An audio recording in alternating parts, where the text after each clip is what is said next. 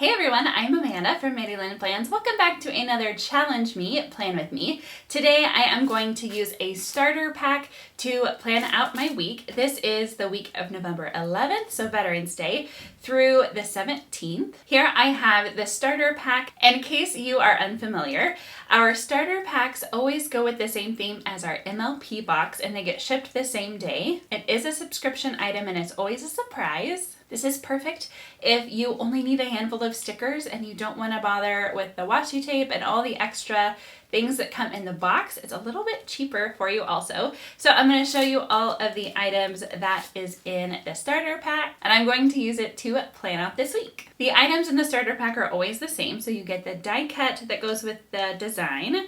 You get icon circles, colored scripts, functional icon scripts, a tracker sheet, deco, the long 7x9 washi strips, and then a journal kit. So this is great for any planner that you might have. You can definitely make these work. And I've seen lots of people be able to spread them out for several weeks as well. So here's the 2-page journal kit. This is where the bulk of the planning is going to come in for me. And of course, I will also use some of these add-ons as well. But first, before we get into the plans, I do need your help in picking a fountain pen ink. So first up, we have Fireside Snug. It's a nice deep orange with some of those darker colors. We have Three Kings, and then Nutcracker. So please let me know in the comments which ink you would like to see me use this week with this spread. Fall colors are just so cozy. I have been looking forward to using this kit for a while. We have to pick our designs out pretty far in advance.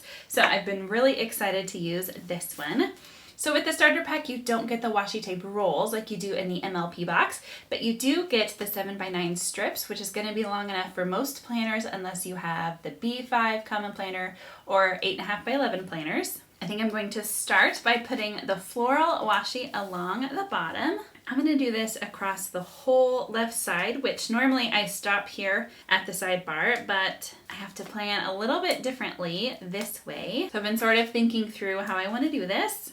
I normally use one of our sticker kits designed for the Hobonichi cousin, but in the spirit of a challenge me, thought it would be fun to show you how to use a starter pack. Then I'm going to use this wood grain along the top to cover up what's printed. And here I'm just using my Hobonichi stencil to rip the washi.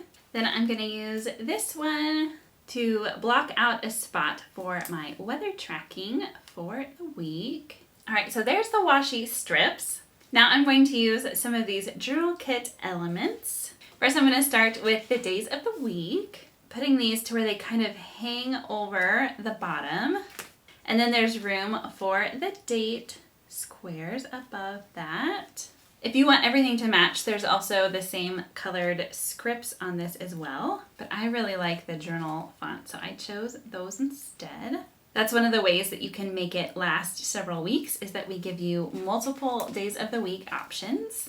And then you still have these other date numbers too. So really you could make it last a whole month. For my sidebar, I'm going to put these flags all the way down the sidebar for my to-dos for the week.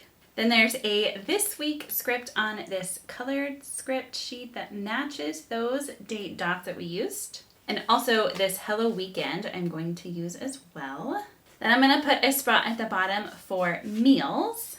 Actually, I think it would be nice to stack some washi on this. So I'm going to run this like cozy sweater washi across to block out a spot for meals for the week. Then I'm going to use these dots with this grid pattern, one on each day so that I can put our big meal for the day, usually supper. Okay, then I'm going to put in my teaching schedule. So I'm going to use these two beautiful pattern shapes, one for Tuesday and one for Thursday. Then I'm going to use this one for Awana, and I'm actually going to rip that one just a little bit more so that it's not quite as long. And since that's the effect on the sticker, nobody would ever know. We have new releases on Friday the 15th, so I'm going to do the same thing. I'm going to put it here and then rip, but this time I'm going to rip off the other side just to make them different. We will have February kits available in the shop on the 15th. Then I'm going to put some brush strokes for various things throughout the week that I can use scripts with, or I can just write on them. Okay, so just like this. Then I can go in with all of my scripts and functional icon scripts. And then the deco, which is usually my favorite part. I love trying to fit them in to help just beautify the spread a little bit. And I think I'm going to put the November script up at the top. Okay, and then we can add some more deco.